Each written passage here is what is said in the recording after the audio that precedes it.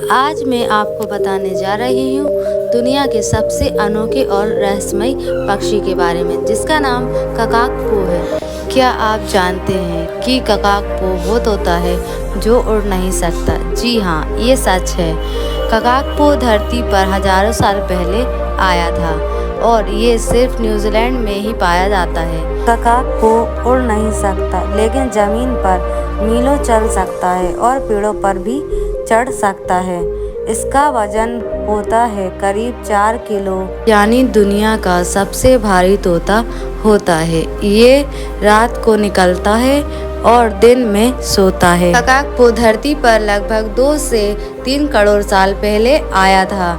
यह प्राचीन पक्षियों की उन प्रजातियों में से एक है जो डायनासोर के बाद विकसित हुई थी और आज तक जीवित बची है। जब न्यूजीलैंड मुख्य भूमि से अलग हुआ तो कोई बड़े शिकारी जानवर नहीं थे, इसलिए वहाँ के पक्षियों को उड़ने की ज़रूरत नहीं पड़ी। ककाकपो ने इसी वातावरण में खुद को ढाल लिया और धीरे धीरे यह उड़ाहीन, भारी और ज़मीन पर रहने वाला पक्षी बन गया।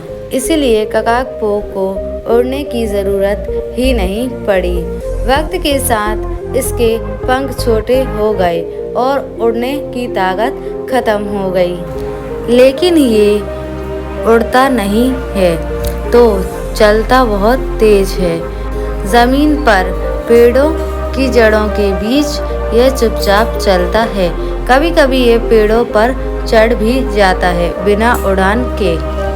आज इस दुनिया में सिर्फ 250 ककाकपो बचे हैं, लेकिन न्यूजीलैंड की सरकार और वैज्ञानिक दिन रात मेहनत करके इसे प्रजाति को बचाने में लगे हुए हैं। यह पक्षी पृथ्वी के सबसे पुराने तोतों में से एक है और आज भी लगभग वैसा ही है जैसा लाखों साल पहले था।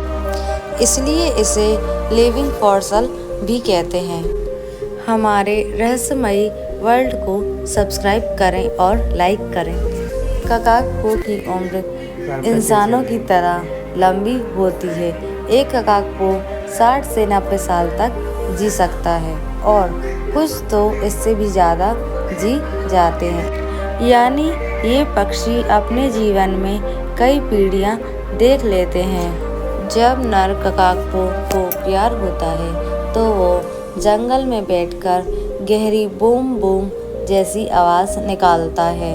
यह आवाज़ इतनी तेज़ होती है कि 5 किलोमीटर दूर तक मादा ककाकपो सुन सकती है।